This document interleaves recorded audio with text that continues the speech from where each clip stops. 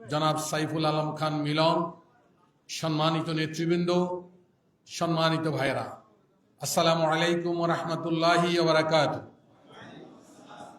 আমরা শ্রদ্ধার সাথে স্মরণ করি 1971 সনের 14 ডিসেম্বর যাদেরকে নির্মমভাবে হত্যা করা হয়েছিল তাদেরকে আমরা আজকে স্মরণ করি। দোয়া করি আল্লাহ তাআলা তাদেরকে শহীদি মর্যাদা দান করুক এবং জান্নাত নসিব করুক। আমরা ধিক্কার জানাই, ইতিপূর্বে একটু আগে আপনারা যারা ওসমান হাদি ইনকালাব মঞ্চের আহ্বায়ক, যাকে গুলি করে হত্যা করার পরিকল্পনা করা হয়েছে, আমরা তার সুস্বাস্থ্য কামনা করছি।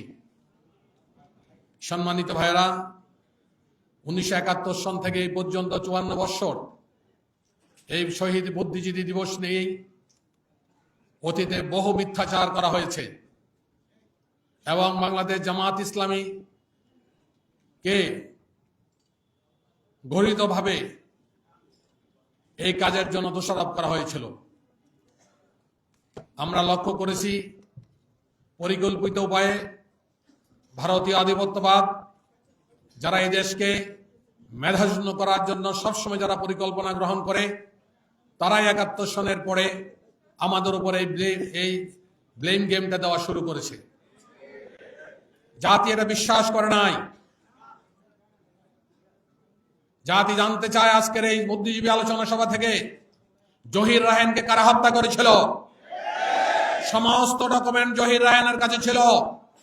কারা 14 ডিসেম্বর এই জাতিকে মেধাশূন্য করার জন্য সকল বুদ্ধিজীবী, শিক্ষক, ইঞ্জিনিয়ার, ডাক্তার তাদেরকে হত্যা করা হয়েছিল, এটা জহিরুল ইসলাম সাহেব জানতেন, জহির সাহেব জানতেন, যার জন্য নির্মমভাবে তাকে হত্যা করা হয়েছে। আমরা আজকে এই সরকারের নিকট দাবি জানাচ্ছি, জহির রায়হানের হত্যাকারীদেরকে খুঁজে বের করতে হবে এবং সম্মুখে আনতে হবে কারা এই ঘটনার নায়ক। সম্মানিত ভাইয়েরা, আজ অনেক কিছুই পরিষ্কার হবে, পরিষ্কার হয়েছে। 1971 সন নিয়ে আমাদের উপর যারা রীতিমতো আমাদের বিরুদ্ধে সবসময় বিষাদগার করতেন, 24-এর স্বাধীনতার 5 আগস্ট পরে প্রমাণিত হয়েছে তারা শুধুমাত্র বাংলাদেশ জামাত ইসলামকে, তাদের কর্মকাণ্ডকে নস্যাৎ করার জন্য, ধূলিসাৎ করার জন্যই তারা এই মিথ্যাচার করেছে। আরেকটি দল না বুঝেও, তাদের যদি বুঝ জ্ঞান থাকতো, বিদ্যা বুদ্ধি থাকতো, তাহলে যারা 71 গেম খেলে বাংলাদেশ থেকে পালিয়ে যেতে বাধ্য হয়েছিল, একই গেম নিয়ে আবার ময়দানে জামাতের বিরুদ্ধে, শিবিরের বিরুদ্ধে তারা নামতো না। এই জাতি তাদের ধিক্কার জানায়। যারা 71 নিয়ে আবার স্লোগান শুরু করেছে, জামাতের বিরুদ্ধাচরণ শুরু করেছে, মিথ্যাচার শুরু করেছে, জাতি তাদেরকে ধিক্কার জানায়। আমরা হুঁশিয়ার করে দিতে চাই, এই জাতীয় গেম খেলে কোনো লাভ হবে না। আজকে সারা বাংলাদেশে বাংলাদেশ জামাত ইসলামের পক্ষে একটি গণজোয়ার তৈরি হয়েছে। মানুষ আগামীর পার্লামেন্টকে বাংলাদেশ জামাত ইসলামীকে দেখতে চায়। এই স্লোগানে আজকে ভরপুর। সম্মানিত ভাইরা, আমি বিনীতভাবে আমাদেরকে অনুরোধ করি, আমরা যারা আছি, আমরা কেউই 71 সনের সেই হত্যাকাণ্ডের সাথে জড়িত নই। আমরা কেউই শহীদ বুদ্ধিজীবী হত্যাকাণ্ডের সাথে জড়িত নই। নিঃসংকোচে, নির্দ্বিধায় এই বক্তব্যটি আমরা জনসাধারণ মাঝে তুলে ধরতে হবে। আসুন আমরা আগামী যারা এই জীবন দিয়েছে, তারা আমাদের এই উত্তরসূরি ছিলেন, বুদ্ধিজীবী ছিলেন, তারা বেঁচে থাকলে হয়তো বাংলাদেশকে আরো সমৃদ্ধশালী করতে পারত। আগামী নির্বাচনে আমরা যারা আছি, আমরা মাঠে ময়দানে এই যে মিথ্যাচার, এই মিথ্যাচারের সঠিক জবাব দেব ইনশাআল্লাহ। এবং আগামী 26-এর নির্বাচন, ফেব্রুয়ারির নির্বাচনকে বানচাল করার জন্য ইতিমধ্যেই প্রতিটি সরকারের মিশন মাঠে নেমেছে। আমাদের সজাগ থাকতে হবে, এই নির্বাচন যেন কেউ বানচাল করতে না পারে। আমরা কঠোর হস্তে যখনই যা দেখবো সেটা দমন করার জন্য চেষ্টা করবো ইনশাআল্লাহ। আসুন, আমি আমার বক্তব্য শেষ করছি। যিনি ঘোষণা দিয়েছেন তিনি বলছেন সংক্ষিপ্ত। আমি তো আসলে সংক্ষিপ্ত বক্তব্যই দেই, খুব একটা বক্তৃতা দিতেও জানি না। আপনাদেরকে উদাত্ত আহ্বান জানাচ্ছি 26 ফেব্রুয়ারি নির্বাচনের ব্যাপারে হাটে, মাঠে, ঘাটে আমরা 24 ঘন্টা কাজ করার জন্য ইনশাআল্লাহ চেষ্টা করব।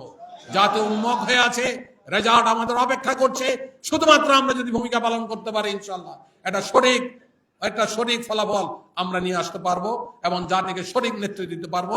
দুর্নীতিবিহীন একটি বাংলাদেশ তৈরি করতে পারবো, মানবিক একটি বাংলাদেশ আমরা তৈরি করতে পারবো। আসসালামু আলাইকুম ওয়া রাহমাতুল্লাহি ওয়া বারাকাতুহু। ধন্যবাদ সম্মানিত ভাই মোবারক হোসেনকে। উহারা প্রচার করুক হিংসা বিভেদ ও নিন্দাবাদ, আমরা বলিব সাম্য শান্তি এক আল্লাহ জিন্দাবাদ।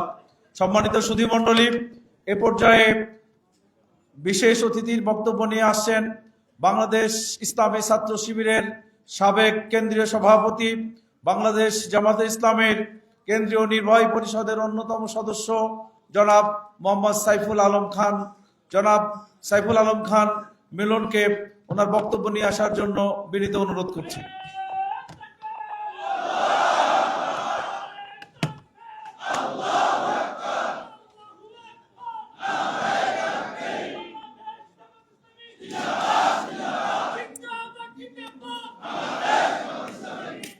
আলহামদুলিল্লাহ রাব্বিল আলামিন, আসসালাতু ওয়াসসালামু আলা রাসূলিল কারীম ওয়া আলা আলিহি ওয়া সাহবিহি আজমাইন। সম্মানিত সভাপতি, মঞ্চে উপবিষ্ট জামাতের মহানগরী নেতৃবৃন্দ, সমবেত ভাই ও বন্ধুরা এবং সাংবাদিক বন্ধুরা এবং আরও যারা উপস্থিত আছেন, তাদের সকলে আমার পক্ষ থেকে সালাম ও শুভেচ্ছা। আসসালামু আলাইকুম রহমতুল্লাহ। আজ শহীদ বুদ্ধিজীবী দিবস। জাতির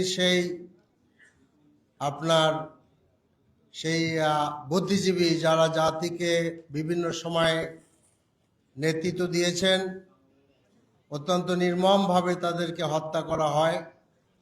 আল্লাহ তাআলার কাছে তাই কায়মানুবাক্যে দোয়া করছি, আল্লাহ তাআলা তাদেরকে তুমি জান্নাতুল ফেরদৌস দান করো।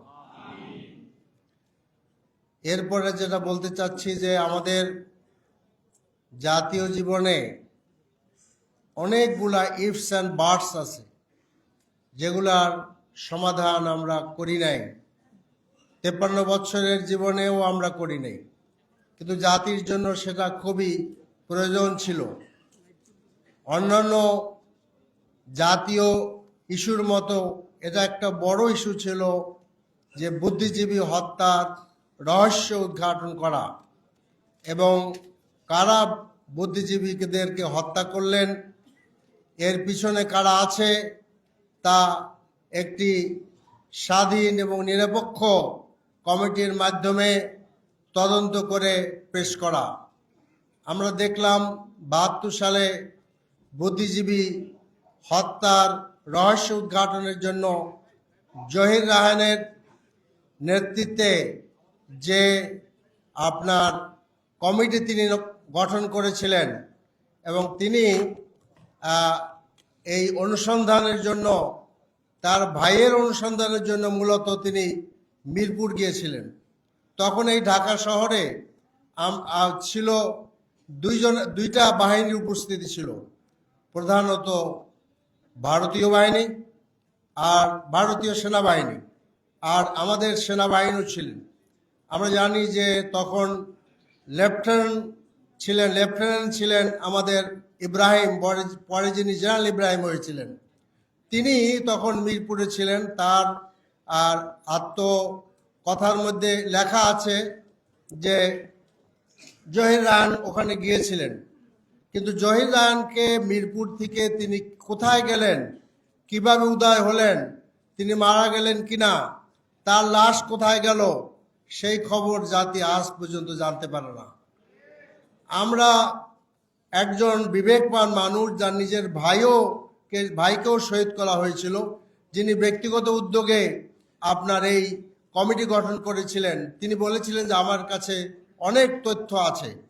কাজেই তিনি এই তথ্য অনুসন্ধানের পর্যায়ে কেন কিভাবে তিনি মৃত্যুবরণ করলেন, কোথায় মৃত্যুবরণ করলেন, তার লাশ কোথায়, তা আজও আমরা জানি না, জাতি জানতে পারে নাই।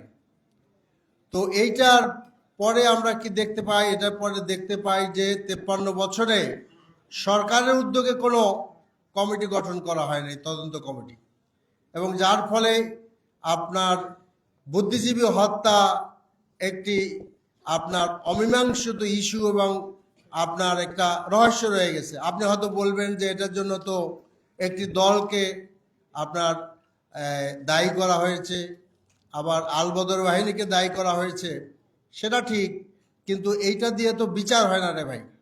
এটা তো বিচার করতে হলে আপনাকে সুষ্ঠু তদন্ত করতে হবে।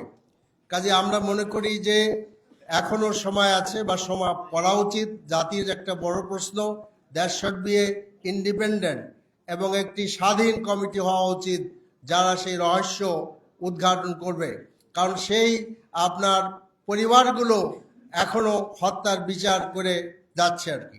এর পরিবর্তে জামাতের কোনো কোনো নেতাদেরকে এই হত্যাকাণ্ডের জন্য দায়ী করা হয়েছে, কিন্তু আশ্চর্যজনকভাবে এই যে বিচার, সেই বিচার প্রক্রিয়া সম্পর্কে আমরা জানি বিচার প্রক্রিয়া অস্বচ্ছ ছিল। এবং আপনার বিচার প্রক্রিয়া সম্পর্কে দুটি মন্তব্য একটি বলতে চাচ্ছি। একটা হলো আমাদের সুপ্রিম কোর্টের প্রধান বিচারপতি আপনার তিনি বলেছেন আমাদের এটিএম আজহার ভাইয়ের যে মামলা ছিল, সে মামলার রায় তিনি বলেছেন এটা হলো মিসক্যারেজ অফ জাস্টিস। এবং আমাদের ইউকেতে যে আপনার চৌধুরী মঈনুদ্দিনের যে বিচার ছিল, সেখানে আমাদের দেশের এই বিচার মানে ইন্টারন্যাশনাল ক্রাইম ট্রাইব্যুনাল সম্পর্কে কথা ছিল, সেখানে সুপ্রিম কোর্টের আপনার ইউকের যে প্রেসিডেন্ট, তাদেরকে প্রেসিডেন্ট বলা হয় সুপ্রিম কোর্টের প্রধান বিচারপতিকে, তিনি বলেছেন, মন্তব্য করেছিলেন জেনোসাইড অফ জাস্টিস। তো কাজেই আজকে এসব কিছু এই জন্য রেখে দেওয়া হয়েছে রাজনৈতিক কারণে, রাজনৈতিকভাবে কাউকে কাউকে কোণঠাসা করার জন্য, কারো বিরুদ্ধে এটা ব্যবহার করার জন্য আমরা এইটা উদ্দেশ্যমূলকভাবে অমীমাংসিত করে রেখে দিয়েছি। তো কাজেই আজকে আরও অনেক অমীমাংস হত্যাকাণ্ডের এখনো রহস্য উন্মোচিত হয় নাই, বিচার হয় নাই। তার মধ্যে বিডিআরের 57 জন আপনার প্রতিভাবান অত্যন্ত শ্রেষ্ঠ সন্তান, তাদেরকে বিডিআরে যে হত্যা করা হয়েছে তারও আমাদের বিচার হয় না। একটা কমিশন রিপোর্ট দিয়েছে, এই রিপোর্টে পরিষ্কার বলা হয়েছে দল হিসাবে কারা দায়ী, ব্যক্তি হিসাবে কারা দায়ী, আর দেশ হিসাবে কারা দায়ী, এইটা বলা হয়েছে। আমরা এখনো পর্যন্ত শাপলা চত্বরের যে নির্মম হত্যাকাণ্ড আলেমদের উপরে চালানো হয়েছে তার ব্যাপারে কোনো কমিটি করা হয়নি, সে বিচার হয়নি। কাজেই জাতীয় জীবনে এরকম বড় বড় ইভেন্টগুলা সেগুলা আমরা ঝুলিয়ে রেখেছি, আমরা মীমাংসা করি নাই। জাতীয় জীবনের এই রাজনীতির পরিবর্তন করা দরকার। 53 বছরের আমাদের আপনার জাতীয় জীবনটার যে ক্যানভাস, এই ক্যানভাসটা আমাদের কালো একটি ক্যানভাস। এখানে কোনো সুখের খবর নাই, আমরা ভালো কোনো গল্প তৈরি করতে পারি নাই। কাজে রাজনৈতিক শিষ্টাচার পরিবর্তন করতে হবে। আজকে এই রাজনৈতিক অঙ্গনের একজন বড় সিপাহসালার ছিলেন শরীফ ওসমান হাদি।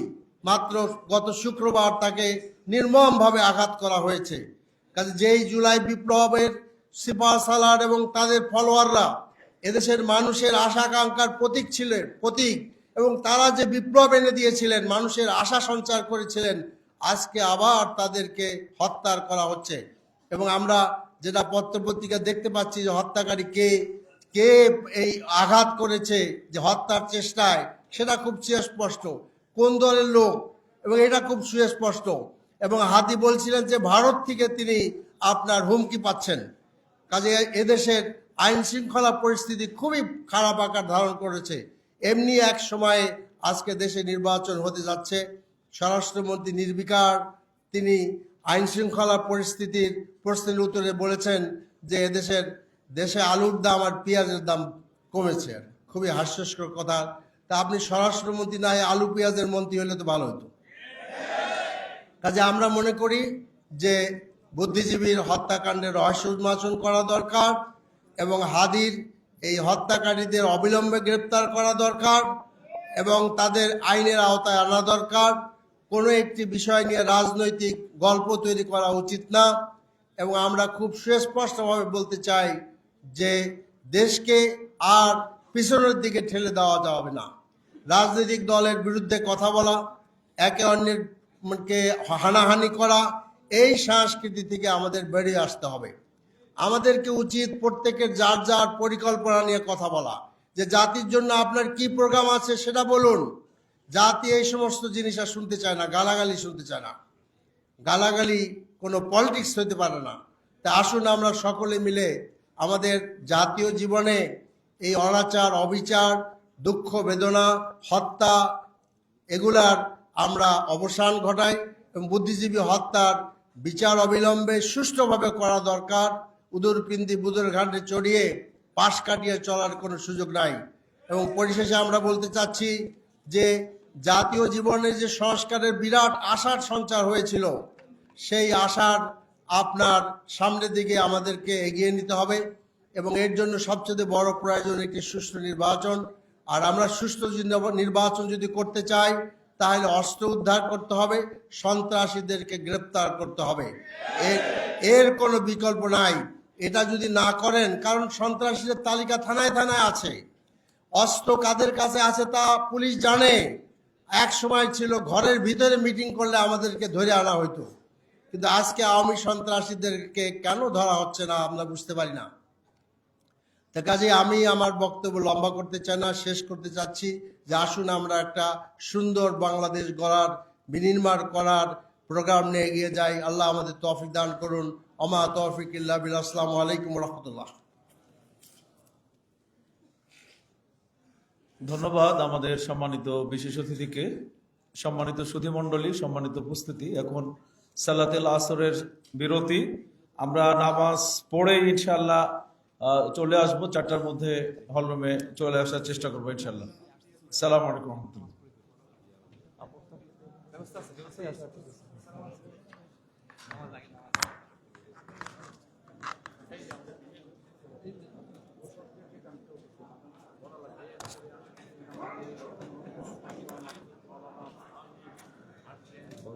বন্ধু